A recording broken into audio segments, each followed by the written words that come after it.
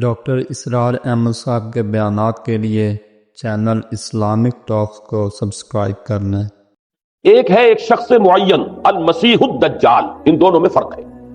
معلوم ایسا ہوتا ہے کہ ایک تو شخص ہوگا جس کا ظہور ہوگا، وہ شخص معین ہوگا، اور اگر احادیث کا تتبع کیا جائے تو معلوم ہوتا ہے کہ وہ یہود کا کوئی بہت بڑا لیڈر ہوگا، اور آخری زمانے میں قریب قیامت کا جو زمانہ ہے، قرب قیامت کا، اس میں جو بڑی عظیم جنگیں ہونے والی ہیں، ان میں جب یہودیوں اور مسلمانوں کا مقابلہ ہوگا اور بہت کریٹیکل سٹیج پر وہ مقابلہ پہنچا ہوا ہوگا، اس وقت حضرت مسیح علیہ السلام کا نزول ہوگا اور وہ دجال اکبر کو یا المسیح الدجال جسے کہا گیا ہے اس کو وہ قتل کریں۔ تو المسیح الدجال یہ تو ایک شخص معین، البتہ دجالی فتنہ صرف ایک شخص معین کے ساتھ نہیں متعلق، بلکہ اس کے لیے جو احادیث آئی ہیں ان کا جب ہم تتبع کرتے ہیں، ان سب کو جب جمع کرتے ہیں تو معلوم ہوتا ہے کہ وہ ایک خاص کیفیت ہے، ایک خاص دور میں کچھ ایسی کیفیات پیدا ہو جائیں گی کہ جن کو دجالی فتنے سے تعبیر کیا گیا ہے۔ وہ کیفیات کیا ہے، میں کچھ احادیث کے حوالے سے وہ میں نوٹ کر کے لایا ہوں، آج آپ کے سامنے رکھ رہا ہوں۔ پہلی بات یہ معلوم ہوتی ہے کہ اس دور میں، اس دجالی فتنے میں، انسان کو جو قواعد طبعیہ ہیں، جو قدرت کی طاقتیں ہیں، کائناتی قوتیں ہیں، ان پر غیر معمولی غلبہ، اختیار حاصل ہو جائے گا، اور وہ دجال متصرف ہوگا ان تمام قواعد طبعیہ پر، بالکل ایسے انداز میں جیسے کبھی انبیاء کرام علیہ السلام کو اللہ تعالیٰ معجزے عطا فرماتا۔ وہ معجزے کہ جو اللہ تعالیٰ کے فضل و کرم سے اللہ کے رسولوں کو عطا ہوئے ہیں، گویا کہ وہ سب کی سب کیفیات ہیں کہ جو دجال کے بارے میں قرآن مجید یا احادیث نبیہ میں وارد ہوئی۔ مثلا پہلی بات یہ بتائی گئی کہ اس کے لیے فاصلہ بے معنی ہو کر رہ جائے گا، انتہائی تیز رفتاری ہوگی جو اسے حاصل ہوگی۔ چنانچہ الفاظ یہ ہے کالغیث استدبرت الريح، وہ ایک ایسے طوفان کے مانند جو ہے وہ سیلاب آئے گا کہ جیسے کوئی بہت زوردار آندھی جو ہے اس کے ساتھ طوفان آیا کرتا ہے۔ آپ سائیکلون کا تصور کیجئے کہ جس طریقے سے وہ ایک انتہائی تیز رفتار ہوا جو ہے وہ طوفان کو لے کر آتی ہے، اس طور سے وہ فتنہ پھیلے گا۔ ایک اور حدیث میں الفاظ ہے فلا تدع قرية الا حبطتها في 40 ليلة، یہ مسلم شریف کی روایت ہے حضرت نواس بن سمعان رضی اللہ تعالیٰ عنہ۔ کوئی قریہ تک نہیں چھوڑے گا دنیا کی کوئی آبادی چھوٹی سے چھوٹی جس میں وہ نہیں پہنچ جائے گا 40 دن کے اندر اندر۔ یہ اس کی تیز رفتاری کا عالم ہوگا، گویا کہ میں تعبیر کر رہا ہوں اسے ان الفاظ سے کہ فاصلہ بے معنی ہو کر رہ جائے۔ اسی کے ضمن میں بعض اور روایات آئی ہیں۔ سواری جو ہے اس دجال کی، اس کو گدھے سے تعبیر کیا گیا ہے، اس لیے کہ ظاہر بات ہے اس دور میں اور کسی شے کا اگر تذکرہ کیا جاتا ہوائی جہاز کا یا راکٹس کا تو وہ تو لوگوں کی سمجھ میں نہ آتا، اور پہلے انہیں ساری سائنس پڑھانی پڑتی تب وہ الفاظ استعمال کرتے، لہذا وہ اس کا خچر، اس کا جس پر سواری ہوتی ہے، لیکن اس کی تیز رفتاری کے لیے الفاظ آئے ہیں کہ اس کا ایک قدم اگر مکے میں ہوگا تو دوسرا قدم شام میں جا کر پڑے، اور الفاظ یہ آئے ہیں کہ اس کے دونوں کانوں کے درمیان فاصلہ جو ہے وہ 40 باع کا یعنی 80 ہاتھ کا ہو۔ بلکہ حضرت علی رضی اللہ تعالیٰ عنہ کے خطبے میں جو اس کا بیان ہوا ہے کہ اس کا ایک کان جو ہے وہ 30 ہاتھ لمبا کان ہوگا اس کا۔ ابھی ذرا یہ صرف احادیث آپ سنتے جائیے، پھر اس کے بارے میں ان سب کو جوڑ کر جو ہمیں نتیجہ نکالنا ہے اس پر گفتگو بعد میں ہوگی۔ اسی طرح آواز کا معاملہ کہ اس کی آواز چہار دانگ عالم میں بیک وقت سنی جائے۔ الفاظ یہ ہے ینادی بصوت لہو یسمع لہو ما بین الخافقین، وہ ایک ایسی آواز کے ساتھ پکارے گا کہ جسے مشرق و مغرب کے مابین رہنے والا ہر شخص سنے گا۔ اس کی آواز جو ہے گویا کہ وہ تمام فاصلوں کے جو پردے ہیں اس کے لیے وہ حائل نہیں رہیں گے، بلکہ یہ کہ اس کی آواز جو ہے پوری دنیا میں مشرق و مغرب میں بیک وقت سنائی دے گی۔ تیسری بات معلوم ہوتی ہے کہ علاج معالجہ وہ اس انتہا کو، اور عمل جراحی اس انتہا کو پہنچ جائے گا۔ یہاں وہ الفاظ آئے ہیں جو قرآن مجید میں حضرت مسیح کے معجزات کے لیے آئے۔ حضرت مسیح کے الفاظ جو ابرئ الاکمہ والابرص، کہ میں مادر ذات اندھے کو اور جو کوڑھ کا مرض، تو ان دونوں کو میں ٹھیک کر دیتا ہوں۔ حضرت مسیح علیہ السلام صرف ہاتھ پھیرتے تھے، اور مادر ذات جو نابینا ہے، اندھا، بینائی اس کی آ جاتی تھی، اور کوڑھی جو ہے اس کے جسم پر ہاتھ پھیرتے تھے، اس کا کوڑھ درست ہو جاتا۔ ابرئ الاکمہ والابرص، وہی الفاظ آئے حدیث میں کہ دجال کو یہ قدرت حاصل ہو جائے گی۔ نمبر 2 یہ کہ وہ یحیی الموتیٰ، جیسے کہ حضرت مسیح کے الفاظ ہیں وہ یحیی الموتیٰ، میں زندہ کرتا ہوں مردے کو۔ حضرت مسیح فرماتے تھے ایک مردے کو قم باذن اللہ، اور وہ کھڑا ہو جاتا تھا۔ بالکل اسی طریقے سے دجال کو بھی قدرت حاصل ہو جائے گی کہ وہ مردوں کو زندہ کرے گا۔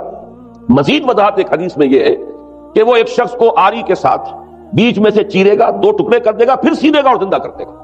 معلوم یہ ہوا کہ علاج معالجے کا علم، اور دوسرے یہ کہ جراحی کا علم جو ہے وہ اپنی ان بلندیوں کو پہنچے گا کہ اس حد تک انسان کی رسائی ہو جائے گی۔ چوتھی بات، اس کو زمین اور فضا پر اس قدر غلبہ حاصل ہو جائے گا، الفاظ یہ حدیث کے یامر السماء فتمطر، وہ آسمان کو حکم دے گا بارش برسا اور وہ بارش برسائے گا۔ والارض فتنبت، اور زمین کو حکم دے گا کہ فصلیں اگا اور وہ اگائے گی، ویمر بالخربۃ فیقول لها اخرجی کنوزک، اور وہ کسی ویرانے پر سے گزرے گا، اسے حکم دے گا، ویران چٹیل میدان، اور حکم دے گا کہ اپنے خزانے نکال، اور فرمایا اس کا نتیجہ یہ نکلے گا فتتبعہ کنوزها، تو اس زمین کے جو خزانے ہیں وہ نکل کے اس کے ساتھ چلنے شروع ہو جائیں۔ زمین پر قدرت، فضا پر قدرت، بارش کا حکم ہوگا وہ بارش ہو جائے گی، آسمان بارش برسائے گا، زمین اپنے خزانے اگل دے گی۔ پانچویں بات، وَيُبْعَثُ مَعَهُ الشَّيَاطِينُ عَلَى صُورَةِ مَن مَاتَ، اس کے ساتھ کچھ ایسے شیاطین مبعوث ہوں گے کہ جو ان صورتوں کو اختیار کریں گے ان لوگوں کی جو مر چکے، من الآباء والأمہات والمعارف، جو آباء و اجداد اور مائیں اور دادیاں اور جو بھی جان پہچان والے لوگ ہیں جو فوت ہو چکے ہوں گے، وہ ان کی صورت اختیار کریں گے۔ فَتَأْتِيَ أَحَدَهُمْ فَيَقُولُ أَلَسْتُ فُلَانًا أَلَسْتَ تَعْرِفُنِي، پھر وہ آئے گا اور وہ شیاطین آئیں گے اور انسان سے کسی سے بات کریں گے، کیا تم مجھے نہیں پہچانتے؟ کیا میں تمہارا فلاں رشتہ دار نہیں ہوں؟ اپنی نشانیاں بیان کریں گے اور لوگ پہچانیں گے۔ یہ وہ احادیث ہیں کہ جن کا جو نتیجہ نکلتا ہے اس کو پہچان لیجئے۔ وہ نتیجہ یہ ہے کہ حضور صلی اللہ علیہ وسلم نے دجالی فتنے کے جو اوصاف بیان کیے یا جو علامات بیان کی، ان کا حاصل یہ ہے کہ سائنس اور ٹیکنالوجی کی وہ بلندیاں انسان کو حاصل ہو جائیں گی کہ جو چیزیں کبھی رسولوں کے معجزوں سے ظہور پذیر ہوتی تھیں، وہ قوانین طبیعہ پر تصرف کے باعث خود انسان کرنے لگے گا۔ یہ ہے در حقیقت حاصل۔ چنانچہ آج آپ دیکھیے وہ جو اس کا گدھا ہے وہ ہمارے آج کل کے ہوائی جہاز ہے، اور آپ کو معلوم ہے کہ یہ رڈار جو ہیں ان کے ہوائی جہازوں کے، یہ بالکل اینڈز پر ہوتے ہیں، ان کے بازوؤں پر، اور یہی ان کے کان ہیں، انہی سے انہیں وہ معلومات حاصل ہوتی ہیں۔ خود ان کی لمبائی چوڑائی جو ہے وہ کتنی ہے، اور پھر یہ کہ ان کے درمیان فصل جو ہے وہ 80 ہاتھ کا یا 40 ماہ کا وہ موجود ہے، اور جہاز کی ایک اڑان اب تو کہیں بات پہنچ گئی کہ آپ کو معلوم ہے کہ پوری دنیا کے گرد بھی ایک جہاز جو ہے وہ چکر لگا لیتا ہے چند گھنٹوں کے اندر۔ لیکن یہ ہے کہ عام جو رفتار ہے اس میں بھی ایک پڑاؤ سے دوسرے پڑاؤ تک، ایک جگہ سے جس کو ہاپ کرنا کہتے ہیں، یہ بھی کم سے کم 500-700 میل کا عام طور پر سفر جو ہے وہ جہاز طے کر رہا ہے۔ اسی طریقے سے ہماری جو سائنس کی، خاص طور پر جو طبی سائنس ہے، اب اس میں جس طریقے سے کہ زندہ رکھا جاتا ہے انسانوں، اور وہ ویجیٹیبل چاہے کہا گیا ہے ان کو ہیومن ویجیٹیبلز، لیکن یہ کہ دل کی دھڑکن بھی چلائے جا رہے ہیں، خوراک بھی پہنچا رہے ہیں، آدمی جو ہے وہ زندہ سال ہر سال تک زندہ پڑا رہتا ہے۔ اور یہ کہ سرجری بعض جانوروں پر تو یہ بات ہو چکی ہے کہ کاٹے گئے ہیں اور پھر ان کو سی دیا گیا ہے، جوڑ دیا گیا ہے۔ یہ تمام جو بھی معجزے ہیں اس وقت سائنس دکھا رہی ہے۔ اسی طرح اگر یہ معجزہ دیکھنا ہو کہ زمین لق و دق زمین، جہاں کہیں کوئی آثار نہیں تھے کسی ایک پتے تک کے اگنے کے، اگر وہاں لہلہاتے ہوئے آپ کو چمن دیکھنے ہو، تو ویسے سب سے پہلے تو یہ معاملہ ہوا تھا اسرائیل نے جو کر کے دکھایا تھا، لیکن اب تو آپ ابو ظبی چلے جائیے، سعودی عرب میں چلے جائیے۔ سعودی عرب کے اندر حال یہ ہے کہ آپ اگر ہوائی جہاز سے سفر کریں ریاض سے جدہ تک، تو آپ کو جگہ جگہ بڑے سرکولر پیچز نظر آئیں گے جہاز سے، نہایت گرین، اور اس کے اندر جو ہے آرٹیفیشل اریگیشن کے ذریعے سے، اور بہت عمدہ وہاں کاشت ہو رہی ہے، بہت خوبصورت فارمز جو ہے وہ تمام کے تمام سرکولر پیچز، اس لیے کہ جو اریگیشن ہوتی ہے وہ ان ویلز کے ذریعے سے ہوتی ہے کہ جو ایک سرکل میں چلتے ہیں، اور پانی کی وہ آرٹیفیشل بارش جو ہے وہ ہوتی رہتی ہے۔ باقی یہ کہ فضا سے آرٹیفیشل رین، یہ تو بہت ہی سادہ سی بات ہے کہ فضا کے اندر ایٹماسفیرک کنڈیشنز کو ذرا تبدیل کیا جائے تو بارش آ جاتی ہے۔ اور باقی رہ گیا آواز کا یہاں سے وہاں جانا، وہ تو آواز ہی نہیں، تو آپ صورتیں دیکھ رہے ہیں۔ آپ کو نیو یارک میں بیٹھا ہوا خطاب کرے، آپ پوری دنیا کے اندر جہاں چاہیں، وہ آل ورلڈ اینٹینا آپ کے پاس صرف ہونا چاہیے، باقی یہ کہ آپ دنیا کے کسی بھی گوشے میں بیٹھے ہوئے کسی شخص کا خطاب جو وہ سن سکتے ہیں۔ تو معلوم یہ ہوا کہ در حقیقت یہ جو دجالی فتنہ ہے، یہ جس کے اوصاف جو بیان کیے گئے، ابھی میں اس کو لفظ فتنہ سے تعبیر نہیں کر رہا، اسے جس چیز نے فتنہ بنایا وہ ابھی میں آپ سے عرض کروں گا، لیکن یہ جتنے اوصاف حدیث میں آئے، جتنی صفات بیان ہوئی ہیں، جو کوائف وہاں سامنے آ رہے ہیں، ان سب کا حاصل تو ایک لفظ میں یہ ہے کہ سائنٹیفک ڈیولپمنٹ اور ٹیکنالوجیکل ڈیولپمنٹ وہ اس درجے کی ہو جائے گی کہ قواعد طبیعہ پر، فورسز آف دی نیچر پر انسان کو تصرف اور تسلط حاصل ہو جائے گا، اور وہ انہیں استعمال کرے گا، اور اس طریقے سے اس کے اندر وہ ساری کی ساری کیفیات جیسے کہ آج ہم دیکھ رہے ہیں اپنی نگاہوں کے سامنے وہ پیدا ہو جائیں۔ اب سوال یہ ہے کہ اس شے کو فتنہ کس چیز نے بنایا؟ یہ بات سمجھ لیجیے۔ جہاں تک سائنسی ترقی کا تعلق ہے، تکنیکی ترقی کا تعلق ہے، یہ چیزیں فی الاصل فتنہ نہیں ہے، یہ تو وہ علم آدم الاسماء کلھا کا ظہور ہے۔ اللہ تعالیٰ نے ازل میں حضرت آدم علیہ السلام کو جو صلاحیت عطا فرما دی تھی، یہ ایکسفولیشن ہے، اس کا ظہور ہے۔ جیسے کہ آم کی گٹھلی میں آم کا درخت ہے، لیکن ظاہر بات ہے کہ اس کو درخت بننے میں وقت لگتا ہے، پہلے وہ 2 پتے نکلتے ہیں، پھر وہ بڑھتا ہے معاملہ، کئی سال میں جا کر وہ درخت جو ہے وہ جوان ہوگا، وہ پھل دے گا۔ اسی طریقے سے یوں سمجھئے کہ بالقوہ وہ علم حضرت آدم علیہ السلام کو دے دیا گیا، یعنی وہ صلاحیتیں ودیت کر دی گئی، وہ فیکلٹیز، سمع اور بصر اور فؤاد، دیکھو سنو، نتیجہ نکالو اور آگے بڑھو۔ آپ نے چیز دیکھی، ایک سنی، نتیجہ نکالا، اس کو نوٹ کیا، آگے بڑھے، پھر کوئی چیز دیکھی، پھر کوئی سنی، اپنے سابق جو نتیجہ آپ نے نکال کر محفوظ کیا تھا اپنی میموری میں، اس کے ساتھ اس کو ٹیلی کیا، کوئی اور نتیجہ نکل آیا اور آگے بڑھے. تو یہ تو سٹیپ بائی سٹیپ، قدم با قدم انسانی علم آگے بڑھ رہا ہے. یہ ہرگز فتنہ نہ ہوتا، میرے الفاظ پر توجہ کیجئے، اگر اس کے ساتھ متوازن طور پر ایمان اور روحانیت کا ارتقا بھی ہوتا رہے. اگر اس کے ساتھ اللہ کی معرفت، اللہ کی محبت، آخرت کا ایمان، منزل انسان کی جو ہے وہ آخرت ہے، دنیا نہیں ہے، اگر یہ چیزیں ساتھ کے ساتھ ہوتی تو یہ ہرگز فتنہ نہیں.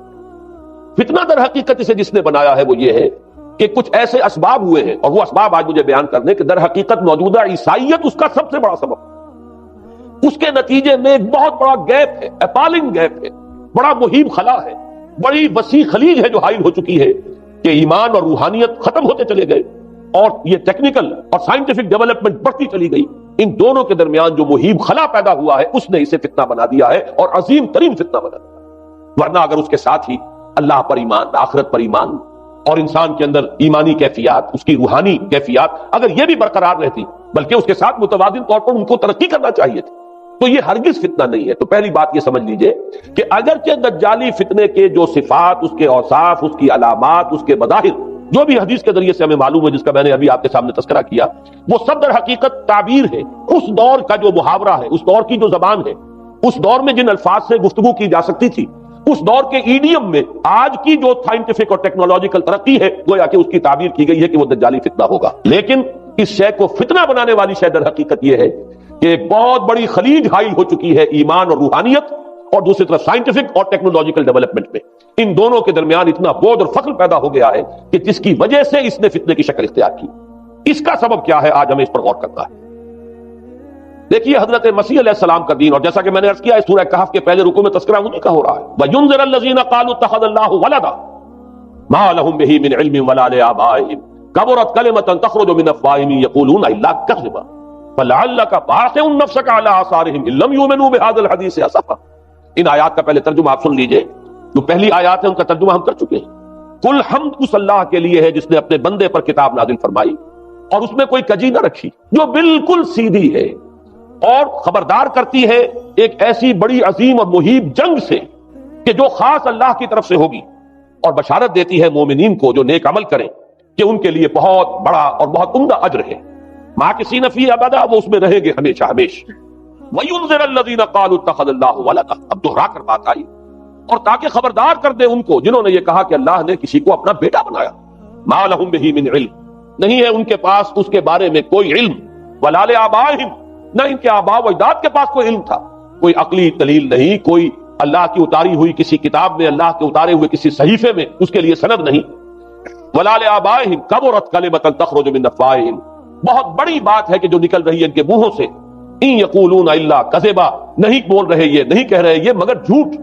فلعلک باخع نفسک علی آثارہم، تو اے نبی صلی اللہ علیہ وسلم شاید کہ آپ اپنے آپ کو ہلاک کر لیں گے ان کے آثار پر. یہ آثار کے لفظ کو میں ابھی جو کتو رکھ رہا ہوں، بعد میں اس کی وضاحت کروں گا. ان لم یؤمنوا بهذا الحدیث اسفا، اگر یہ لوگ ایمان نہ لائے اس حدیث پر، یہ حدیث قرآن، اس پر اگر یہ ایمان نہ لائے، جیسے کہ وہاں فرمایا گیا تھا اگر رحمت خداوندی میں داخل ہونا ہے اے بنی اسرائیل تو یہ شاہدرہ ہے رحمت خداوندی کا قرآن حکیم، آؤ اور داخل ہو جاؤ.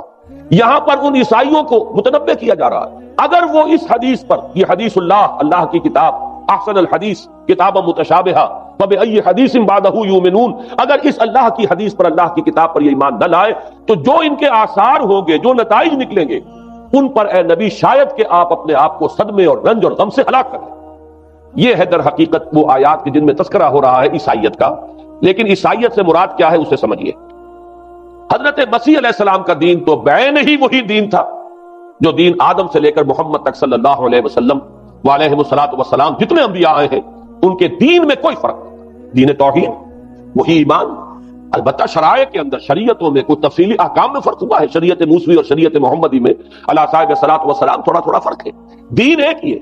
شرع لکم من الدین ما وصى به نوحا والذی اوحینا الیک وما وصینا به ابراہیم وموسیٰ وعیسیٰ. دین میں تو ہم نے وہی سے تمہارے لیے بھی معین کی ہے مسلمانوں، کہ جس کی کہ ہم نے نوح کو وصیت کی تھی اور جس کی کہ ابراہیم کو اور موسیٰ کو اور عیسیٰ کو وصیت کی. دین ایک ہے. ان الدین عند اللہ الاسلام. تو دین مسیحی بھی وہی تھا بعین ہی جو دین محمدی ہے اور دین موسوی ہے صلی اللہ علیہ وسلم علیہ الصلوۃ والسلام. البتہ حادثہ جو نہایت عظیم پیش آیا ہے اور وہ یہ ہے کہ پال، ساؤل اس کا نام تھا پہلے، جس نے کہ اپنی زندگی میں حضرت مسیح علیہ السلام جب تک موجود تھے دنیا میں شدید انہیں تکلیفیں پہنچائیں، شدید ایذائیں پہنچائیں، ان کی مخالفت پر کمر بستہ رہا. لیکن اس کے بعد جب انہیں اٹھا لیا گیا، یا عیسائیوں کے عقیدے کے مطابق وہ سولی دے دیے گئے، اور اس کے بعد ان کا عقیدہ بھی یہ ہے کہ سولی پانے کے بعد پھر وہ زندہ ہو کر آسمان پر چلے گئے، جبکہ ہم یہ سمجھتے ہیں اور ہمارا ایمان ہے کہ انہیں سولی دی نہیں گئی، بلکہ انہیں تو پہلے ہی اٹھا لیا گیا تھا، ان کی جگہ کوئی اور ہے. انجیل برنباس نے یہ بات بالکل واضح کر دی کہ در حقیقت وہی حواریین میں سے جس نے کہ غداری کی تھی اور پکڑوایا تھا، مخبری کی تھی، وہی ہے جس کی شکل بنا دی گئی تھی حضرت مسیح علیہ السلام کے جیسی مانند، اور وہ شخص ہے کہ جو سولی چڑھا ہے. بہرحال عیسائیت اس وقت کی جو اس کا عقیدہ ہے اور جو ہمارا عقیدہ اور ایمان ہے، ان دونوں کی روح سے حضرت مسیح علیہ السلام آسمان پر اٹھا لیے. اس کے بعد اس نے دین مسیحی میں نقب لگانے کے لیے، جو دین مسیح اصل دین اسلام تھا، اس کو کرپٹ کرنے کے لیے، ڈسرپٹ کرنے کے لیے، اس میں نقب لگانے کے لیے اس نے اپنے ایک مکاشفے کا ذکر کیا کہ میں آ رہا تھا سفر میں کہ مجھے حضرت مسیح نظر آئے ہیں آسمانوں میں، اور انہوں نے مجھے کہا ہے کہ اے ساؤل تو مجھے کیوں ستاتا ہے، اور تو اب فلاں جگہ جا اور میرے نام سے نبوت کر. اس کے بعد اس نے لبادہ اوڑھا عیسائیت کا، اور اس نے آ کر جس طرح عبداللہ ابن سبا نے محمد الرسول اللہ صلی اللہ علیہ وسلم کے دین میں نقب لگائی، اسی طریقے سے اس شخص نے دین مسیحی میں نقب لگائی. فرق یہ ہے کہ دین محمدی صلی اللہ علیہ وسلم، کیونکہ یہ آخری دین تھا، اب کوئی اور رسول آنے والا نہیں تھا، اللہ تعالیٰ کی طرف سے اس دین کو، اس شریعت کو ایک پروٹیکشن حاصل ہے، لہذا ایک جزء کی حد تک گمراہی جو ہے پھیل سکی، کل پر محیط نہیں ہوئی. لیکن بدقسمتی سے دین مسیحی کے بارے میں یہ ہوا کہ کچھ عرصے تک تو کشمکش رہی ہے. اصل دین مسیحی پر بھی جو کاربند لوگ تھے اور جو اس کے اوپر مستقیم رہے، وہ قائم کچھ عرصے تک رہے ہیں، لیکن ہوتے ہوتے تقریباً اس دور تک آ کر جب کہ حضور کی بعثت ہوئی ہے، اصل دین مسیحی کے ماننے والے تقریباً ختم ہو چکے تھے، شاذ لوگ رہ گئے تھے، اور ان میں بھی یہ جرت نہیں تھی کہ اپنے اصل دین کا وہ اظہار کر سکے. بلکہ ہوتے ہوتے ان 600 سالوں کے اندر یہ ہوا کہ وہی پالزم جو ہے در حقیقت اس نے ہی مسیحیت کی شکل اختیار کر لی. یہ پالزم جو ہے یہ ہے در حقیقت، یوں سمجھیے کہ ادیان عالم کی تاریخ میں سب سے زیادہ گمراہ کن مذہب، جس کا رد عمل پیدا ہوا ہے یورپ میں، جس نے کہ اس دجالی فتنے کی شکل اختیار کی ہے. میں یہ چاہتا ہوں کہ اس کے ضمن میں چند باتیں آج آپ کے سامنے رکھوں. پال نے جو دین مسیحی میں یا دین اسلام میں جو صحیح دین ہے اللہ کا، اس میں 3 تبدیلیاں بنیادی کی. سب سے پہلا تو وہی جو قرآن کہہ رہا ہے، الذین قالوا اتخذ اللہ ولدا. مسیح کو، حضرت مسیح علی نبینا علیہ الصلوۃ والسلام، انہیں خدا کا بیٹا قرار دیا گیا. اور اس میں بھی نوٹ کیجئے، بیٹے کے لیے عربی زبان میں 2 لفظ ہیں، ابن اور ولد. ابن کا لفظ ذو معنیین ہے، 2 معنی ہے اس کے. ابن بیٹے کو بھی کہتے ہیں، اور ابن کا کوئی معنوی تعلق بھی ہو سکتا ہے، صرف بیٹا نہیں. ابن السبیل مسافر کو کہتے ہیں، راستے کا بیٹا، یعنی چونکہ راستے کے ساتھ اس کا ایک تعلق ہے، راستہ چل رہا ہے، وہ تو ابن السبیل ہے. ابن الوقت، وقت کا بیٹا، وہ وقت کا بیٹا اس معنی میں نہیں ہے، بلکہ یہ ہے کہ جو ہر وقت جو ہے حالات کے مطابق گرگٹ کی طرح اپنا رنگ بدلتا چلا جائے، چلو تم ادھر کو ہوا ہو جدھر کی، وہ ابن الوقت ہے. تو ابن الوقت اسی طریقے سے جو میں نے دوسری مثال دی ہے، ان کو اگر آپ سامنے رکھیں گے تو معلوم یہ ہوا کہ ابن کے تو دونوں معنی ہو سکتے ہیں، لیکن ولد یہ بالکل مخصوص ہے اولاد کے معنی میں. ولد یہ تو گویا کہ صلبی اولاد. اور عیسائیت وہ ہے مذہب کہ جس نے کہ بدترین شرک کی صورت اختیار کی ہے، اور ان کے ہاں عقیدے میں یہ الفاظ ہیں کہ مسیح اللہ کا، خدا کا صلبی بیٹا ہے، تاکہ کوئی شک نہ رہ جائے کہ کوئی اور نسبت ہے جسے ابن سے تعبیر کیا گیا، کوئی اور تعلق ہے جس کے لیے یہ لفظ اختیار کیا گیا، صلبی کا لفظ استعمال کیا گیا ہے کہ یہ خدا کا صلبی بیٹا ہے. اور یوں سمجھیے اب اس کا جو نتیجہ نکلا کہ بیٹا اگر کسی کا ہے تو ظاہر بات ہے کہ وہ ہم جنس ہے، ہم نوع ہے اپنے باپ کا. انسان کا بیٹا انسان ہوگا، سید زادہ جو ہے سید کا بیٹا سید ہوگا، مغل کا بیٹا مغل ہوگا، گھوڑے کا بیٹا گھوڑا ہوگا، گدھے کا بیٹا گدھا ہوگا. معلوم یہ ہوا کہ بعین ہی جو کچھ باپ ہوتا ہے وہی بیٹا ہوتا ہے. لہذا اس لفظ نے در حقیقت شرک کی بدترین صورت اختیار کی کہ بالکل اللہ کے برابر، اللہ کا ہم نوع. گویا کہ بدترین شرک جو ہے شرک فی الذات ہے، اور شرک فی الذات کی بدترین صورت یہ ہے کہ جو عیسائیت میں آئی ہے کہ حضرت مسیح علیہ السلام کو اللہ کا صلبی بیٹا قرار دیا گیا. اب اس کے نتیجے میں چونکہ ظاہر بات ہے کہ آخر بائبل بھی موجود تھی، اس بائبل کو ایک دم کیسے ختم کر دیتا سینٹ پال. سینٹ پال کہیں یا بہرحال میں تو لفظ سینٹ اس کے ساتھ استعمال نہیں کرنا چاہتا، لیکن چونکہ ہمیں یہ ہدایت ہے قرآن مجید کی بھی کہ جو باطل معبود بنا لیے جاتے ہیں انہیں بھی ہم کوئی ان کے لیے توہین والے الفاظ استعمال نہ کریں، لہذا میں یہ لفظ استعمال کر رہا ہوں، ورنہ جی تو چاہتا ہے کہ کوئی اور لفظ اس کے لیے استعمال کیا جائے. لیکن جو بھی اس وقت دنیا میں اس کا معروف نام ہے پال، سینٹ پال، تو اس نے چونکہ ظاہر بات ہے کہ پوری بائبل کو کیسے ختم کر دیتا، ایک دم تورات کو کیسے ختم کر دیتا. تورات تو آج تک چلی آ رہی ہے بائبل کے ساتھ ملی ہوئی، the old testament, the new testament, یہ دونوں مل کر بائبل بنتی ہے. لہذا اب گورکھ دھندا بنانا پڑا انہیں، وہ تسلیس والا گورکھ دھندا تین میں ایک، ایک میں تین، توحید بھی ہے تثلیث بھی ہے، تین میں ایک، ایک میں تین. اور یہ وہ شے ہے کہ جس نے عقیدے کا تعلق عقل سے منقطع کر دیا. اسے سمجھ میں آنے والی بات نہیں. تین میں ایک، ایک میں تین ایک گورکھ دھندا ہے. نتیجہ انہوں نے یہ نکالا کہ ڈوگما در حقیقت اس کا عقل سے کوئی تعلق نہیں. ڈوگما بس عقیدہ ہے، اور اس عقیدے ہی کے اوپر سارے دین کی بنیاد ہے. باقی وہ عقل میں آئے نہ آئے، عقل کے لیے قابل قبول ہو یا نہ ہو، یہ بات اچھی طرح سمجھ لیجئے کہ اگرچہ ہمارے ہاں ہم بھی یہ بات کہتے ہیں کہ بہت سے حقائق جو ہے کائنات کے وہ ایسے ہیں کہ جن تک عقل کی رسائی نہیں، اس کے لیے ہم مجبور ہیں، محتاج ہیں وحی کی ہدایت کے. لیکن دو چیزوں میں فرق کیجئے، ایک ہے عقل سے ماورا ہونا اور ایک ہے عقل کے خلاف ہونا. ان دونوں چیزوں میں زمین و آسمان کا فرق. ایک وہ حقائق ہے کہ جو عقل از خود ان تک رسائی حاصل نہیں کر سکتے، لیکن جب وہ سامنے آتے ہیں تو عقل تسلیم کرتی ہے کہ ہاں یہ بات سمجھ میں آتی ہے. ایک وہ چیزیں ہیں کہ جن کو عقل تسلیم نہیں کرتی. تو ایک ہے مخالف عقل، ایک ہے ورائے عقل. ان دونوں میں زمین و آسمان کا فرق ہے.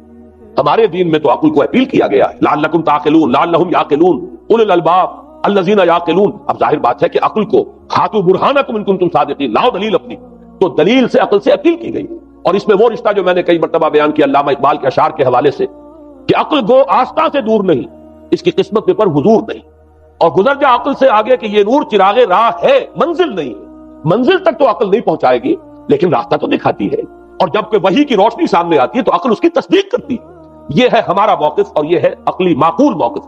لیکن عیسائیت نے، بلکہ کہنا چاہیے پالزم نے، مجھے یہاں پر لفظ عیسائیت اب استعمال کرنا نہیں چاہیے اس لیے کہ حضرت عیسیٰ سے اب اس کی نسبت نہیں رہی. حضرت عیسیٰ سے اس کی نسبت جو ہے یہ مس نومر ہے، یہ غلط نام. دی 100 کا مصنف جو ہے ڈاکٹر مائیکل ہارٹ، اس نے یہ بہت بڑی بات کہی. اس نے کہا در حقیقت موجودہ جو عیسائیت ہے اسے پالزم کہنا چاہیے. یہ پالزم ہے، کرسچینٹی نہیں. اس لیے کہ در حقیقت حضرت مسیح علیہ السلام کی تعلیم جب تک وہ دنیا میں تھے وہ یہ نہیں تھی کہ جو پال نے دی. البتہ اس نے پال کو بہت بڑا شخص مانا، اس میں کوئی شک نہیں، اس لیے کہ اس شخص نے تاریخ کے ایک دھارے کا جو ہے وہ رخ موڑ دیا ہے. اللہ تعالیٰ کے صحیح دین کو گویا کہ قلع قمع کر کے ایک نیا دین اس طریقے سے پھیلایا ہے کہ آج بھی شاید دنیا میں کثیر ترین تعداد عیسائیت ہی کے نام لیواؤں کی ہے، واللہ عالم، یا شاید گوتم بدھ کے ماننے والوں کی ہے. بہرحال یہ کہ بہت بڑی تعداد میں آج حضرت مسیح علیہ السلام کی طرف جو منسوب ہے غلط طور پر دین، اس کے نام لیوا دنیا میں. اس اعتبار سے وہ یقیناً اس کا تو حق رکھتا ہے کہ اس کا نام بھی اس کتاب میں آئے کہ جس نے تاریخ کے اوپر اثرات اپنے پیدا کیے. اور حضرت مسیح علیہ السلام جب تک دنیا میں تھے، عیسائیت کی حقیقت بنی اسرائیل یا یہودیت کے ایک فرقے سے زیادہ نہیں تھی. ڈیٹیچ نہیں ہوا تھا یہ دین حضرت موسیٰ علیہ السلام کے دین سے. لیکن یہ کہ پال نے اسے بالکل ایک مستقل بذات ایک جدا گانا دین کی شکل دے دی ہے، تو یہ پالزم ہے. پالزم نے در حقیقت سب سے پہلا کام یہ کیا کہ عقل سے بالکل تعلق منقطع کر دیا. عقیدہ ڈوگما، ڈوگما جو ہے وہ خلاف عقل، جو بات عقل میں آئے نہ آئے بس مان دی. تو پہلی تو یوں سمجھیے کہ نقب جو لگی ہے دین کے اندر وہ اس تسلیث کے حوالے سے، اور تسلیث کا گورکھ دھندا خلاف عقل. لہذا ڈوگما کی جو کا لفظ جو استعمال ہوا ہے کہ بس اس کو تو ہم مانیں گے چاہے وہ عقل کے لیے قابل قبول ہو چاہے نہ ہو. دوسرا، اس سے بھی زیادہ آپ دیکھیے ایک سے ایک بڑھ کر اینٹ رکھی جا رہی ہے. خشت اول چونے حد میں مار کر تاثریہ امیر اول دیوار کچ. دوسرا کفارے کا عقیدہ جو مبنی ہے صلیب کے عقیدے پر. مسیح نے انتہائی ذلت کی موت، یعنی صلیب کی موت جو ہے وہ خود کہتے ہیں کہ انتہائی ذلت کی موت ہے. یہ ذلت کی موت کا پیالہ اس لیے پیا تاکہ اس کے ماننے والوں کی طرف سے کفارہ ادا ہو جائے. مسیح کفارہ ادا کر چکا ہے. اب جو شخص بھی مسیح کو مان لے گا اس کی گویا کہ نجات ہو گئی. اس کا عمل سے کوئی تعلق، عمل ہو نہ ہو، بد کردار ہو، اچھا کردار والا ہو، نیک ہو، بھلا ہو، جیسا بھی ہو، برا ہو، بدماش ہو، لچا ہو، لفنگا ہو، مسیح کو مان لے صرف ماننے پر. اس لیے کہ مسیح تو اس کی طرف سے کفارہ پیش کر چکا. سارے گناہوں کا کفارہ جو ہے مسیح نے انتہائی ذلت آمیز موت جو ہے قبول کر کے گویا کہ اپنے ماننے والوں کے تمام گناہوں کا کفارہ دے دیا. یہ دوسرا عقیدہ. اس کا نتیجہ کیا نکلا؟ تسلیث نے عقل سے تعلق توڑ دیا تھا مذہب کا، اس نے عمل سے تعلق توڑ. ڈوگما ہی ڈوگما ہے، نہ عقل سے کوئی تعلق نہ عمل سے کوئی تعلق. کوئی تعلق نہیں رہا. دین کی جڑیں جو ہے دونوں اعتبار سے، دین تو نام ان دو چیزوں کا، الا الذین آمنوا وعملوا الصالحات، دونوں کی گویا کہ جڑیں منہدم ہو گئیں، بنیادیں منہدم ہو گئیں، جڑیں کاٹ دی گئیں کہ نہ اس کا تعلق عقل کے ساتھ ہے نہ عمل کے ساتھ. تیسری بات آئی ہے، اس نے کہا شریعت منسوخ. یہ عجیب ہے، دیکھیے جسے آئرنی آف فیٹ کہتے ہیں انگریزی زبان میں. ابھی تک بائبل کے اندر سینٹ میتھیو کے جو روایت ہے، متی کی انجیل سے کہا جاتا ہے gospel of the Lord according to saint Matthew, اس میں جو سرمن آف دی ماؤنٹ ہے، ایک واعظ ہونے کے اعتبار سے واقعتاً میں اس کی عظمت کا بڑا قائل ہوں. عظیم ترین واعظ ہے دنیا کا. اس کے شروع میں یہ الفاظ موجود ہیں، don't think I have come to destroy law. ہرگز یہ نہ سمجھنا کہ میں شریعت کو ختم کر دے آیا. وہ یہ کہہ کر گئے تھے کہ شریعت موسوی تم پر لاگو رہے گی، عائد رہے گی. لیکن پال نے تیسرا نقب لگایا، شریعت ساقط کر دی۔ اس کی ضرورت کیوں محسوس ہوئی یہ بھی سمجھ لیجئے۔ حضرت مسیح یہ کہہ کر گئے تھے کہ میں صرف بنی اسرائیل کے لیے آیا ہوں، میں اسرائیل کے گھرانے کی کھوئی ہوئی بھیڑوں کی تلاش میں آیا ہوں۔ انجیل میں یہ الفاظ آج بھی موجود۔ حضرت مسیح نے اپنے حواریین کو جب بھیجا ہے کہ اب جاؤ تبلیغ کرو میری طرف سے، اس کی ہدایتوں میں ایک ہدایت یہ بھی ہے کہ تمہیں صرف اسرائیلیوں تک تبلیغ کرنی ہے، باہر نہیں۔ میں صرف اسرائیلیوں کی طرف رسول بنا کر بھیجا گیا ہوں، یہ الفاظ بھی موجود ہیں۔ اگرچہ اس وقت کے انجیل میں جو الفاظ ہیں وہ تو میں سمجھتا ہوں کہ حضرت مسیح علیہ السلام کے شایان شان نہیں ہے، وہاں کوئی نہ کوئی تحریف ہوئی ہے لفظی، اس لیے کہ وہاں تشبیہ یہ دی گئی ہے کہ کوئی اپنے بچے کے حصے کی روٹی جو ہے کتے کے آگے نہیں ڈالتا۔ گویا کہ جینٹائلز جو ہیں، غیر بنی اسرائیلی، انہیں اس جملے کی روح سے انہیں کتوں سے تشبیہ دی جا رہی ہے کہ میرے پاس میرے بچوں کے حصے کی روٹی ہے، میرے بچے ہیں اسرائیلی، میری روٹی جو ہے یہ جو میرے پاس ہے وہ اسرائیلیوں کے لیے ہے، کوئی اپنے بچوں کے حصے کی روٹی کتے کو نہیں کھلاتا۔ یہ جملہ تو میں سمجھتا ہوں حضرت مسیح کا نہیں ہو سکتا، لیکن یہ ہدایت کہ تمہیں تبلیغ صرف اسرائیلیوں میں کرنی ہے، یہ قرآن مجید کی روح سے ثابت ہے۔ اس لیے کہ قرآن بھی یہ کہتا ہے کہ رسولاً الی بنی اسرائیل، حضرت مسیح علیہ السلام رسول بنا کر بھیجے گئے تھے بنی اسرائیل کی طرف۔ اس لیے کہ وہ یوں سمجھیے کہ جسے ہمارے ہاں عام اصطلاحات میں علماء کہا کرتے ہیں تاج و تخت ختم نبوت، وہ تاج و تخت ختم نبوت تو ابھی منتظر تھا محمد رسول اللہ صلی اللہ علیہ وسلم کی آمد کا، کہ وہی آئیں گے تو انہی کی بعثت ہوگی پوری نوع انسانی کی طرف۔ آپ سے پہلے کسی رسول کی بعثت پوری نوع انسانی کی طرف نہیں ہوئی بشمول حضرت مسیح علیہ السلام۔ ہر جو ہے رسول جو آیا ہے آپ سے پہلے اپنی اپنی قوموں کی طرف آیا ہے، لیکن اس پال نے کیا کیا؟ پہلے تو یہ اصول توڑا، ہم اس دین مسیحی کی یا جو پالزم ہے اس کی اب تبلیغ کریں گے غیر اسرائیلیوں میں بھی۔ وہاں انہیں دقت پیش آئی، شریعت موسوی بڑی بھاری شریعت ہے، اب وہ بھاری شریعت جو ہے اس کو قبول کرنا تو لوگوں کے لیے آسان نہیں ہے۔ انہوں نے یہ کیا کہ یہ شریعت تم پر ثابت، شریعت کا بوجھ تم پر نہیں، برڈن آف لا یہ تمہارے لیے نہیں ہے۔ اور میں یہاں مثال دے دینا چاہتا ہوں، میں نے ہی تاریخ نے اپنے آپ کو دہرایا ہے۔ عبداللہ ابن سبا نے جو فتنہ شروع کیا تھا ہمارے ہاں، ہماری تاریخ میں جو اس کے اثرات پھر پیدا ہوئے ان میں سے ایک جو ہے وہ شکل وہ اسماعیلیت والی ہے، کہ اسماعیلیت نے بھی بعین ہی یہی شکل اختیار کی ہے۔ ہندوستان میں آ کر جب اسماعیلی داعیوں نے جب تبلیغ کی ہے تو شریعت ساقط کر دی۔ آج آپ کو جو اسماعیلی ملیں گے ان کے ہاں کوئی شریعت نہیں ہے، کوئی نماز نہیں، مسجد ان کی ہوتی نہیں، جماعت خانہ ہوتا ہے، وہ کلب گھر ہے، آتے ہیں جمع ہوتے ہیں، کھانا کھاتے ہیں، اللہ اللہ خیر صلی اللہ کو باتیں چیتیں کرتے ہیں، ان کے اوپر شریعت ہے ہی نہیں، نہ روزہ ہے نہ نماز ہے۔ اور بعین ہی وہی جو اختیارات میں ابھی آپ کو بتاؤں گا کہ جو پوپ کے ہیں وہی ان کے امام حاضر کے اختیارات۔ بہرحال تیسری نقب جو میں نے عرض کی آپ سے وہ یہ تھی کہ شریعت منسوخ، اس کا نتیجہ کیا نکلا؟ اب دیکھیے ذرا غور کیجئے، ایک بہت بڑا خلا پیدا ہو گیا، وہ خلا کون پر کرے گا؟ شریعت کے بارے میں سارے اختیارات اب پوپ کو حاصل، وہ جس چیز کو چاہے حلال کر دے، جس چیز کو چاہے حرام کر دے، جس چیز کو چاہے قرار دے دے کہ یہ ممنوع ہے، جس چیز کی چاہے اجازت دے دے، اس لیے کہ اب شریعت تو رہی نہیں، خلا ہے، اس میں سوالات تو پیدا ہو گئے، یہ کام کیا جائے یا نہ کیا جائے، کون کرے گا؟ تو جب شریعت ختم ہوئی تو سارا اختیار پوپ کے ہاتھ میں آ گیا ہے۔ یہ میں بعد میں ذرا اور تفصیل سے بتاؤں گا کہ کیسے کیسے اختیارات پھر مذہبی طبقے کے ہاتھ میں آئے ہیں۔ اس کے نتیجے میں تاریخ انسانی میں ورسٹ فارم آف تھیوکریسی پیدا ہوئی۔ تھیوکریسی کسے کہتے ہیں؟ جو آج کی اصطلاح میں گالی تھیوکریسی، قائد اعظم کے جملے آپ نے کئی پڑھے ہوں گے، اسلام میں کوئی تھیوکریسی نہیں، مذہبی طبقے کی حکومت نہیں ہے اسلام میں، اور 100% درست ہے۔ تھیوکریسی کہتے ہیں ایک مذہبی حلقے کی، مذہبی طبقے کی حکومت، اس کے ہاتھ میں اختیارات آ گئے، اور قرآن مجید میں اسی وجہ سے ان کے اوپر الزام لگایا گیا اتخذوا احبارهم ورهبانهم اربابا من دون اللہ، انہوں نے اپنے علماء اور صوفیوں کو اللہ کے سوا اپنے معبود بنا لیا۔ حضرت عدی ابن حاتم رضی اللہ تعالیٰ عنہ جب ایمان لائے، یہ حاتم طائی جو مشہور ہے سخاوت میں، ان کے بیٹے ہیں، قبیلہ طے سے ان کا تعلق ہے، حاتم طائی تو طے سے ہے، ان کے بیٹے عدی ہیں، یہ عیسائی تھے۔ یہ جب ایمان لائے اور پھر انہوں نے قرآن پڑھا تو انہیں ایک اشکال ہوا کہ قرآن مجید میں تو ہم پر الزام لگایا گیا ہے کہ اتخذوا احبارهم ورهبانهم اربابا من دون اللہ، تو عرض کیا انہوں نے، ڈرتے ڈرتے عرض کیا ہوگا حضور کی خدمت میں کہ حضور یہ بات تو کچھ درست نہیں معلوم ہوتی، ہم نے تو کبھی اپنے علماء اور رہبان کو خدا نہیں سمجھا۔ وہ اس مغالطے میں تھے کہ جب تک سجدہ نہ کیا جائے چاہے خدا نہیں مانا گیا۔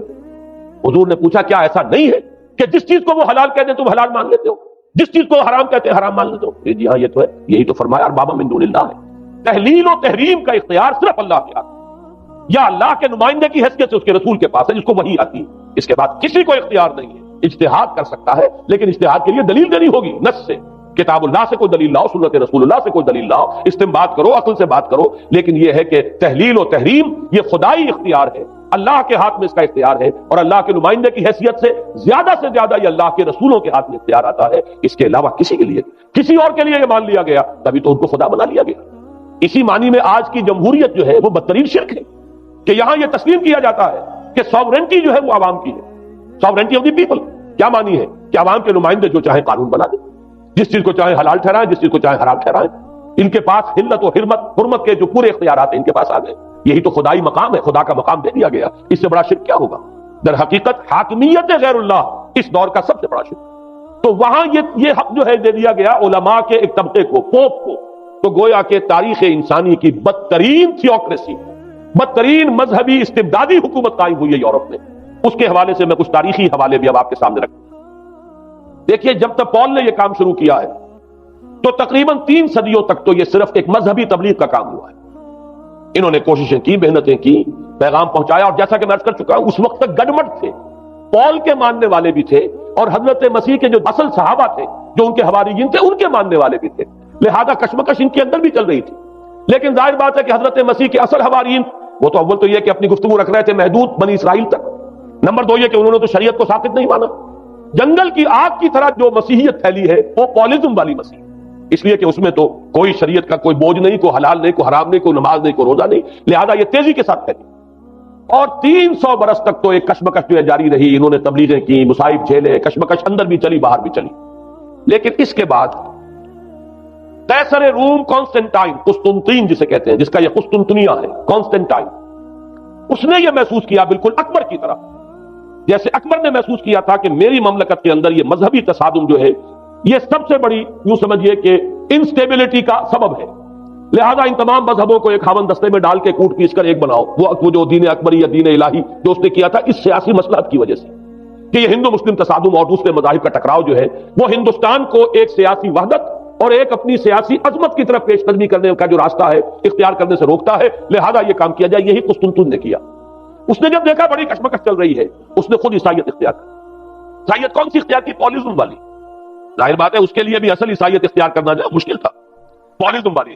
اور اس کے بعد یہ اب اسٹیٹ کی جو مشینری تھی، جو طاقت تھا، جو دباؤ تھا، اس کے حوالے سے اب یہ مسیحیت جو ہے پورے رومن امپائر کے اندر اب یہ بڑی تیزی کے ساتھ، جس کو کہنا چاہیے، اس کا ایک نظام قائم ہوا اور جو مذہبی طبقہ تھا اس کا اقتدار مستحکم ہوا. اس کے باوجود 200 برس اور گزرے. یونان چونکہ بہت بڑا مرکز تھا علم کا، فلسفے کا، سائنس کا، حکمت کا. آپ کو معلوم ہے یہ تمام ارسطو ہو، افلاطون ہو، یہ سب یونان کے ہیں. ارشمیدس ہو، یہ تمام کے تمام جو بھی ہے، تو سائنس اور فلسفہ دونوں اس کا گہوارہ یونان تھا. یونانی حکما اعتراض کرتے تھے. لہذا سن 529 اس کو نوٹ کر لیجیے. جسٹینین ایک قیصر تھا، اب قسطنطین کے 200 برس بعد اس نے اپنی پوری مملکت میں فلسفہ اور سائنس کی تعلیم حرام قرار دی. کوئی نہ فلسفہ پڑھ سکے گا نہ سائنس. جو فلسفہ پڑھے گا اس کو مرتد قرار دے دیا جائے اور زندہ آگ میں جلا دیا جائے گا. انکوزیشن کورٹس قائم ہوئی. وہ صرف مذہبی عدالتیں اس لیے قائم ہوتی تھی کہ جس کے بارے میں معلوم ہو جائے کہ یہ فلسفہ پڑھتا ہے یا یہ سائنس پڑھتا ہے. اس لیے کہ فلسفہ اور سائنس دونوں جڑ کاٹتے ہیں اس ڈوگما کی. وہ ڈوگما جو پالیزم والا ڈوگما ہے، اس کی جڑ کھودنے والی ہیں دونوں چیزیں. اور چونکہ وہ دونوں عقل کو اپیل کرتی ہیں، یہ ڈوگما عقل کے متضاد ہے. لہذا مذہب کا تحفظ اسی طرح ہو سکتا ہے کہ اب ان دونوں کو بالکل ممنوع قرار دے دیا جائے. یوں سمجھیے کہ تقریباً 1000 برس تک یورپ میں، چونکہ سب سے بڑی امپائر یہی تھی، یورپ میں فلسفہ اور حکمت اور یہ سائنس کی تعلیم ممنوع رہی. یہ ہے در حقیقت سب سے پہلا کام جو جسٹینین نے کیا 529 میں. اس کے بعد آگے چل کر پوپ کا جو اقتدار ہے وہ اتنا زبردست بنا ہے. پوپ کو اختیار حاصل ہو گیا جس چیز کو چاہے وہ قانون کا درجہ دے دے. اس لیے کہ شریعت تو ہے نہیں، خلا پوپ کون کرے گا؟ پوپ کرے گا. پوپ کو اختیار حاصل ہو گیا، وہ جس کے گناہ چاہے معاف کر دو. اب دیکھیے، اگرچہ ویسے تو گناہ پہلے ہی معاف ہو گئے کہ جس نے مسیح کو مان لیا گناہ تو معاف ہو گئے اگلے پچھلے سب. لیکن یہ کہ پھر بھی ایک خلش رہ جاتی ہے انسان کے دل میں، چونکہ ایک اخلاقی حص انسان کے اندر اللہ نے پیدا کی ہوئی ہے. جب کوئی شخص کرتا ہے، کوئی بدکاری کرتا ہے، کوئی چوری کرتا ہے، ڈاکہ ڈالتا ہے، تو وہ جو ایک کانشنس ہے، وہ جو پرک کرتا ہے، اس کو بھی ختم کرنے کے لیے اگر پوپ یا کارڈینل یا اس کے کسی نمائندے کے سامنے جا کر اعتراف گناہ کر لو اور کچھ اس کی مٹھی گرم کرو، کچھ ہدیہ پیش کرو، تو توبہ نامہ، معافی نامہ تمہیں دے دیا جائے گا. اور وہ جو چیز ہے وہ تمہارے لیے سند ہے کہ کوئی تم سے باز پرس تمہارے گناہ کی نہیں ہوتی. پھر ان کی قیمتیں تھیں، ان کے لیے بڑی بڑی جو ہے ہدیے مقرر کیے گئے تھے. تیسری چیز، بائبل کا اول تو یہ کہ مفہوم جو ہے وہ کوئی سند نہیں ہے، اس لیے کہ بائبل ہانٹ کر رہی تھی نا. اولڈ ٹیسٹمنٹ بھی ہے، یہ حضرت مسیح کی یہ 4 انجیلیں بھی ہیں، یہ تعلیم کچھ اور ہے. لہذا بائبل جو ہے وہ سند نہیں ہے. سند پوپ کا جو ہے فرمان، وہ سند. بائبل کی شرح کرنے کی، بائبل کی طرف سے کوئی دلیل لانے کی کسی کو کوئی حق حاصل نہیں. یہ جبر تھا، یہ تشدد تھا یورپ میں. یہ وہ دور تھا جبکہ اسلام پھیل رہا تھا، میں نے اس لیے آپ سے کہا تھا، نوٹ کرایا آپ کو، 529 میں جسٹینین کا یہ فرمان ہے، 571 میں حضور کی ولادت ہو رہی ہے، وہی صدی ہے، اور 630 کے آس پاس، بلکہ 629 کے آس پاس سلطنت روما کے ساتھ مسلمانوں کا ٹکراؤ شروع ہوا۔ تو یہ تاریخی ان کو ریلیشن جو ہے ذہن میں رکھیے۔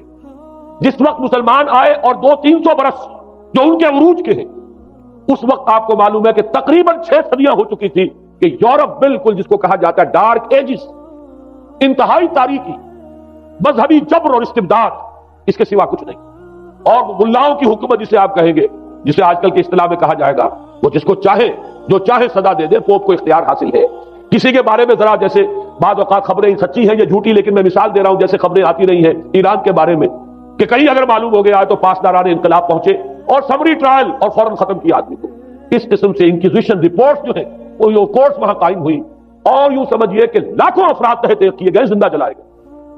لیکن اس کے بعد جب عالم اسلام میں وہ روشنی پھیلی، اور خاص طور پر بنو عباس کے زمانے میں، اب بھاگ بھاگ کر وہاں جو بھی تھے فلسفے کے اور سائنس کے کوئی دلچسپی رکھنے والے، وہ بھاگ کر عالم اسلام میں آ گئے۔ یہاں اب وہ کتابیں جو ہیں ان کے ترجمے ہوئے، خاص طور پر مامون اور ہارون الرشید کے زمانے کے اندر یہ علم جو ہے ہندوستان سے بھی لیا، یونان سے بھی لیا مسلمانوں نے، اور اس کے بعد یہ غرناطہ اور قرطبہ کی یونیورسٹیوں کے ذریعے سے اس علم نے پینیٹریٹ کیا ہے دوبارہ یورپ میں۔ دیکھیے سرکل کیسے بنا ہے، یونان کا علم آیا ہے پہلے عالم اسلام میں، مڈل ایسٹ میں، اور پھر ادھر سے ہو کر چکر کھا کر اور اسپین کی یونیورسٹیوں کے ذریعے سے یورپ میں انٹروڈیوس ہوا ہے۔ اس وقت پھر اصلاح مذہب کی تحریک شروع ہوئی، اور ساتھ ہی تحریک احیاء العلوم رینیسنس، اس کے نتیجے میں وہاں بیداری پیدا ہوئی۔ لیکن یہ بیداری اب آپ نوٹ کر لیجئے، ایک تو پروٹیسٹنٹ مذہب پیدا ہوا، اور کئی سو برس تک تصادم رہا کیتھولکس کے اندر اور پروٹیسٹنٹس میں۔ پورے اسلام کی تاریخ میں کبھی اتنے خونی فسادات نہیں ہوئے، کبھی بھی شیعہ سنی فساد بھی کبھی اتنا نہیں ہوا جتنا کہ کئی سو برس تک رومن کیتھولکس اور پروٹیسٹنٹس کے مابین یورپ میں ہوتا رہا۔ بلکہ اس میں تو ایسے ایسے واقعات آتے ہیں کہ لگ بھگ 10 لاکھ افراد جو ہیں وہ ختم ہوئے ہیں۔ یہ آپس کا تصادم جو تھا، پروٹیسٹنٹ مذہب جو پیدا ہوا اصلاح مذہب کی تحریک کے ذریعے سے، اور وہ رومن کیتھولک پاپائیت والا نظام، ان کے درمیان جو تصادم ہوا، 10 لاکھ کی تعداد بتائی جاتی ہے کہ آدمی مارے گئے۔ بلکہ فرانس کا ایک شہر ہے، وہاں تو 19 دن تک مسلسل قتل عام کیا گیا پروٹیسٹنٹس کا، اور وہاں حاملہ عورتوں کے جو ہے پیٹ چاک کر کے بچے نکال کر ان کو بھی جو ہے ختم کیا گیا۔ یہ سارا ظلم جو ہے وہاں ہوا ہے، تصادم ہوا ہے۔ اس کے نتیجے میں آپ خود سوچئے کہ کس قدر نفرت پیدا ہوئی عوام کے اندر مذہب سے۔ اس کے ساتھ ہی اب وہ علم شروع ہوا، سائنس شروع ہوئی، لہذا علم اور سائنس دونوں کی جڑ میں مذہب سے شدید نفرت پیدا ہوئی۔ یہ ہے وہ سبب کہ جس نے یہاں سے راستے علیحدہ کر دیے۔ اور مذہب کیونکہ جبر کرتا ہے، مذہب کیونکہ عقل کے اوپر بیڑیاں بٹھاتا ہے، پہرے بٹھاتا ہے، بیڑیاں ڈالتا ہے، اور مذہب کیونکہ تشدد کرتا ہے، لہذا مذہب کے خلاف ایک نفرت، ایک ریئیکشن، یہ ہے اس ساری سائنسی ارتقاء اور سائنٹیفک اور ٹیکنالوجیکل جو ڈیولپمنٹ ہوئی ہے، اس کی جڑ میں مذہب سے نفرت جو ہے اس کے بیج بو دیے گئے۔ اور یہ 200-250-300 سال میں اب یہ جو تناور درخت بن کر آیا ہے کہ ایک طرف سائنس کی ترقی، ٹیکنالوجی کی ترقی آسمان کو چھو رہی ہے۔ آج انسان چاند کے اوپر تو انسان کے قدم جو ہے پہنچ چکے ہیں، اور آپ کا ایک راکٹ جو ہے وہ پورے تمام سیارے جو ہیں کہ ہمارے سولر سسٹم کے ہیں ان سب کا چکر لگا کر اور وہ اس سے باہر چلا گیا ہے، خلا کے اندر کہاں گیا کچھ پتا نہیں۔ لیکن یہ کہ تقریباً یوں سمجھیے کہ 77 کا چلا ہوا وہ، اور 12 برس تک اس نے سفر طے کیا ہے، کم سے کم سولر سسٹم کا جو ہے اس نے پورا جو ہے احاطہ کیا۔ اور جو میں نے آپ کو وہ احادیث سنائی، ان کے حوالے سے بات کیا سمجھ میں آئی کہ یہ سائنٹیفک، ساری کی ساری سائنٹیفک ڈیولپمنٹ، یہ ٹیکنالوجیکل ڈیولپمنٹ، لیکن چونکہ اس کے ساتھ مذہب کا انکار ہے، خدا پر ایمان نہیں ہے، آخرت کا یقین نہیں ہے، روح کا گویا کہ انکار، روحانیت تو بہت دور کی بات ہے، روح کا بھی انکار۔ نتیجہ یہ ہے کہ ان دونوں چیزوں کے مابین وہ گیپ جسے میں نے کہا تھا ایپالنگ گیپ، ایک بہت بڑا گیپ ہے جو پیدا ہو چکا ہے۔ اب میں حدیث آپ کو سنا رہا ہوں، بخاری شریف میں جو روایت ہے، حضور نے فرمایا کہ دجال کے ماتھے پر لکھا ہوا ہوگا کافارا، کفر۔ الفاظ یہ ہے انہو مکتوب بین عینیہ کافارا، علیحدہ علیحدہ، یقرأہ کل مومن کاتب و غیر کاتب، وہ اس طرح نمایاں لکھا ہوا ہوگا کہ ہر شخص اسے پڑھ لے گا، چاہے وہ لکھنے والا ہو چاہے نہ ہو، لکھا پڑھا ہو چاہے نہ ہو۔ یعنی اس تہذیب کے پیشانی پر کفر لکھا ہوا، مذہب سے دشمنی، مذہب سے بغض، مذہب سے دوری، مذہب کی ہر چیز کی نفی۔ آج جو ایک ورلڈ سویلائزیشن ہے، ایک عالمی تہذیب ہے جس کا کہ غلبہ ہے ہمارے اس پورے گلوب پر، اس میں 3 چیزوں کے مقابلے میں 3 چیزوں کی اہمیت ہے۔ خدا کی اہمیت نہیں ہے، ہوگا، ہم انکار بھی نہیں کرتے، لیکن ہم جانتے بھی نہیں کہ ہے کہ نہیں۔ ہاں، اہمیت کائنات کی، غور کرو، کائنات کے قوانین کو سمجھو، ایکسپلائٹ کرو، قوت جو ہے نیچر کی قوت اس کو مسخر کرو، اس کو استعمال کرو۔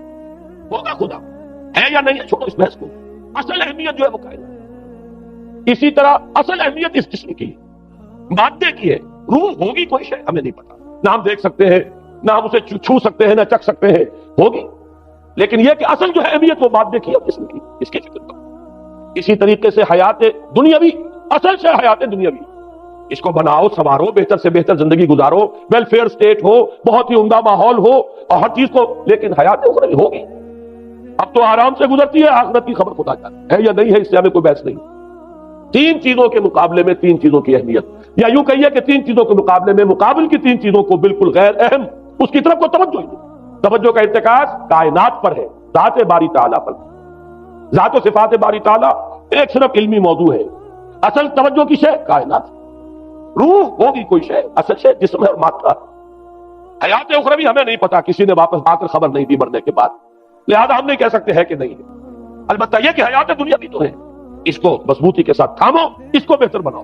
توجہ کا اصل ارتکاز حیات دنیاوی پر، یہ ہے وہ گلوبل سویلائزیشن جو در حقیقت یورپ سے ابری، اور یورپ سے ابری ہے، اس کی بنیاد میں مذہب کی دشمنی موجود تھی، جو رد عمل تھا در حقیقت اس پاپائیت کے نظام کا جو پولزم کے ذریعے سے دنیا میں قائم ہوا، یہ وجہ ہے۔ اور آج انسان جہاں کھڑا ہے غور کیجئے، انتہائی ہولناک جنگ جو ہے وہ اس کے سر پر ایک خطرے کے طور پر مسلط ہے۔ دو جنگیں اس ایک صدی میں ایسی ہو چکی ہیں جنہیں اپنے ورلڈ وار 1 اور ورلڈ وار 2 اتنے بڑے پیمانے پر قتل و غارت دنیا میں پہلے کبھی نہیں ہوئی، اس لیے کہ پہلے فوجوں کی جنگیں ہوتی تھی، آبادیوں پر جا کر کہیں کوئی قتل عام ہو گیا، ورنہ یہ کہ قبضہ لیا، پہلے وہ کسی اور کی ریت ہے، اب کسی اور کی ریت ہو گئی۔ آیا بابر آیا، اس نے پانی پت کے میدان کے اندر ابراہیم لودھی کو شکست دے دی، دلی میں آ کر اس نے کسی کا خون نہیں بہایا، بس وہ آ کے تخت پر قابل ہو گئے۔ کہیں ہوئے ہیں فتنے یا پھر عذاب الہی آتے رہے ہیں کہ رسولوں کے انکار کی سزا کے طور پر قوم نسیہ منسیہ کی گئی ہے، لیکن جنگیں جو دنیا میں ہوتی تھی، وہ جنگوں کا معاملہ جو ہے وہ اس وقت کا ہوتا تھا، وہ فوجوں کے درمیان ٹکراؤ ہوتا تھا، میدان جنگ میں کشتوں کے پشتے لگتے تھے، لیکن اس کے بعد نہیں ہو گیا، کہیں کسی نے بہت غصہ نکال دیا۔ لیکن اس صدی میں اب جو جنگیں ہوئی ہیں اس سے تو ملک کے ملک تہس نہس ہوئے، آبادیاں ختم ہوئی، اور جو تیسری جنگ ہوگی یہ جان لیجئے، آخر انسان کب تک اسے ٹالے گا؟ رشیا کے بارے میں یہ سمجھنا کہ وہ پیچھے ہٹ گیا ہے، پسپائی اختیار کر لی، اس نے بہت بڑی حماقت ہے، وہ در حقیقت اب ڈپلومیسی کی راہ سے سپریمیسی چاہتا ہے، لہذا تصادم تو ہو کر ہے۔ مولانا مناظر حسن گیلانی رحمۃ اللہ علیہ کے خیالات جو ہیں وہ مجھے اس سورہ کہف کے ابتدائی آیات کے ضمن میں مجھے ان سے اتفاق ہے، اور بہت سی چیزیں ان سے ماخوذ ہیں۔ اسی طریقے سے جو حدیث اب میں آپ کو بتا رہا ہوں، میرے سامنے اس کا متن نہیں ہے، مولانا حامد میاں رحمۃ اللہ علیہ انہوں نے مجھے یہ بتایا تھا کہ جو میں نے جمع کیے ہیں حالات و واقعات، قیامت سے پہلے جو حالات و واقعات پیش آنے والے ہیں، جن کی پیشین گوئی احادیث میں ہیں، ان سے معلوم ہوتا ہے کہ ایک بہت بڑی خوفناک جنگ، اتنی بڑی خوفناک جنگ، اور ان کے الفاظ یہ ہے کہ اس میں دونوں فریق جو ہوں گے ان میں بڑی تعداد عیسائیوں کی ہوگی، ادھر بھی ادھر بھی، ایک طرف البتہ عیسائیوں کے ساتھ مسلمان بھی ہوں گے، یہودی بھی ہوں گے، اور دوسری طرف خالص عیسائی طاقت ہوگی، اور ان کے درمیان اتنی خوفناک جنگ ہوگی۔ الفاظ ان کے یہ ہے اس حدیث کے جو انہوں نے مجھے بتائے کہ ایک پرندہ سینکڑوں میل تک پرواز کرے گا اور اسے سوائے لاشوں کے اور کچھ نظر نہیں۔ آپ تصور کیجئے اگر ایٹمک وار ہو جاتی تو یہی ہوگا، تہس نہس ہو جائے گا، وہاں ختم ہو کر رہ جائے گی۔ اور یہ چیز جو ہے یہ بہرحال یہ جتنا کچھ پائل اپ کیا گیا ہے، یہ ڈسٹرکٹیو فورس سائنس کی یوں سمجھیے کہ معراج اب یہی ہے۔ اب تو سٹار وارز کی باتیں ہو رہی ہے کہ صرف زمین پر نہیں، باہر بھی یہ جنگیں ہمیں لڑنی پڑیں گی، لیکن یہ کہ اس کا کیا حال ہوگا۔ امریکہ میں ایک پکچر تیار کی گئی تھی، دی ڈے آفٹر غالباً اس کا نام ہے، اس میں ایک نقشہ دکھایا گیا ہے اس قدر ہولناک کہ یہ 100 اور اونچی منزلہ عمارتیں جو ہے یہ ایسے جیسے کہ کچے گھروں ہوتے ہیں، ایسے وہ پگھل کر رہ جائیں گی، اور یوں سمجھیے کہ انسان جو ان کے اندر ہوگے، ایک ایک منزل کے اندر، ایک ایک ایسی 100 منزلہ عمارت کے اندر ہزاروں آدمی ہوتے ہیں، جیسے کہ کوئی ایسی کالونی ہو کوئی ان کی چیوٹیوں کی، اور اس پوری کالونی کو آپ اپنے پاؤں سے بسل دیں، ایسے انسانوں کا اگر وہ جنگ ہو جاتی جس کا نقشہ کھینچا گیا۔ یہ ہے در حقیقت وہ بات کہ جو مولانا مناظر حسن گیلانی فرما رہے ہیں ان آیات مبارکہ میں، وَيُنذِرَ الَّذِينَ قَالُوا اتَّخَذَ اللَّهُ وَلَدًا، تاکہ خبردار کر دے یہ قرآن ان لوگوں کو جنہوں نے کہا ہے کہ اللہ نے بیٹا بنایا، بدترین شرک کا جنہوں نے ارتکاب کیا، اور اسی ولدیت مسیح کے عقیدے سے وہ ساری کرپشن جو ہے دین خداوندی کی، دین مسیح کی اصل جو دین تھا اس کی جو ہوئی ہے، اس کے نتیجے میں آج نوع انسانی وہاں کھڑی ہے۔ اسی لیے آیت نمبر 2 میں فرمایا وَيُنذِرَ بَأْسًا شَدِيدًا مِّن لَّدُنْهُ، تاکہ خبردار کر دے ایک بہت بڑی جنگ سے۔ ہمارے اکثر مفسرین نے یہاں پہ ایک بہت بڑا عذاب کہہ کر جو ہے وہ گزر گئے، لیکن واحد یہ لفظ ہے قرآن مجید کا یہ مقام ہے جہاں لفظ باس آیا، اور مولانا مناظر حسن گیلانی نے بحث کی، باس تو جنگ کو کہتے ہیں، قرآن مجید میں جہاں بھی یہ لفظ آیا جنگ کو کہتے ہیں۔ تو ایک بہت بڑی ہولناک جنگ جس کے لیے فرمایا ملتن ہو، یہ تمہارے اپنے پیمانوں پر نہیں آئے گی، یہ تمہارے حساب کتاب میں نہیں آ سکتا جو ڈسٹرکشن ہوگی. جیسے کہ آپ علم لدنی کہتے ہیں، ایک علم وہ ہے جو جانے بوجھے طریقے سے حاصل کیا جاتا ہے، ایک علم لدنی ہے جو خاص اللہ تعالیٰ اپنے کسی بندے کو عطا فرما دے.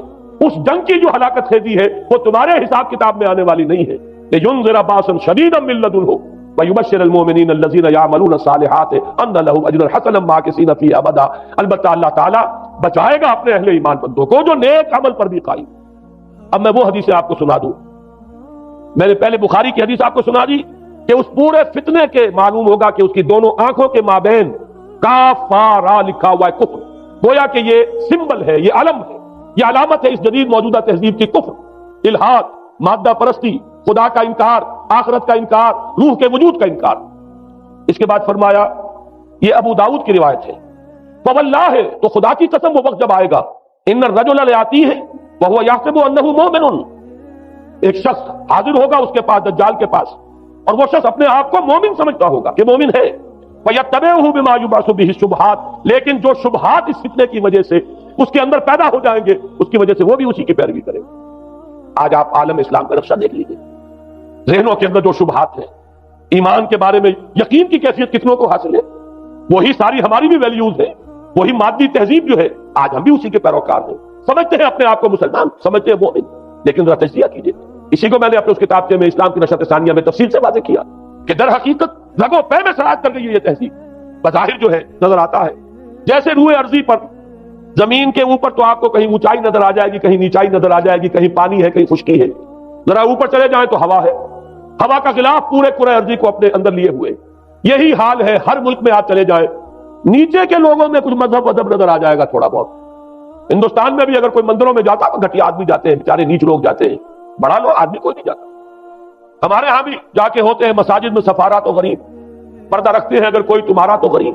شہروں میں کاروباری طبقہ ضرور ایسا ہے جو نماز روزے کے ساتھ اس کا ایک شوق ہے، لیکن آپ جا کے دیکھ لیجیے دیہات کے اندر کیا حال ہے. تو معلوم یہ ہوا کہ نیچے تو شاید کچھ نہ کچھ فرق ہے، یہ مسلمان ملک ہے، یہ ہندو ملک ہے، یہ فلاں ملک ہے، یہ بدھ مت کا ملک ہے، لیکن اوپر چلے جائیں یعنی ہر ملک کے اوپر جو ایلیٹ ہے، جو اعلیٰ تعلیم یافتہ، جو آپ کی ملٹری اور سول بیوروکریسی ہے ٹاپ کی، وہ تو ایک ہی رنگ میں رگے ہوئے، ان کا لباس وہی، ان کا رہن سہن وہی، ان کا تمدن وہی. نام کا فرق اگر نہ ہو تو پتہ نہیں چلے گا یہ مسلمان ہے کہ ہندو ہے کہ سکھ ہے، پر پتہ چلے گا وی پی سنگھ نام ہے تو پتہ چلے گا کہ ہندو ہے. لیکن یہ کہ باقی اس کی وضاحت، اس کا لباس، اس کا اٹھنا بیٹھنا. آپ کے ہاں یہ تو کچھ عوامی دور میں آ کے کرتا شلوار جو ہے وہ آئی ہے، لیکن وہ بھی اندرون ملک ہوتی ہے. باہر جا کر ہمارے اپنے لوگوں کے جو لباس ہوتے ہیں آپ کو دیکھیے کہاں فرق معلوم ہو جائے گا کہ کون مسلمان ہے اور کون ہندو اور کون پارسی ہے اور کون عیسائی. تو معلوم یہ ہوا کہ اوپر ایک ہی گلوبل سویلائزیشن ہے جس کا دور دورہ ہے، اور اس سویلائزیشن کے ماتھے پر لکھا ہوا ہے کافارا. اس میں وہ ایمان نہیں ہے، اس میں الحاد ہے، مادہ پرستی ہے، کفر ہے.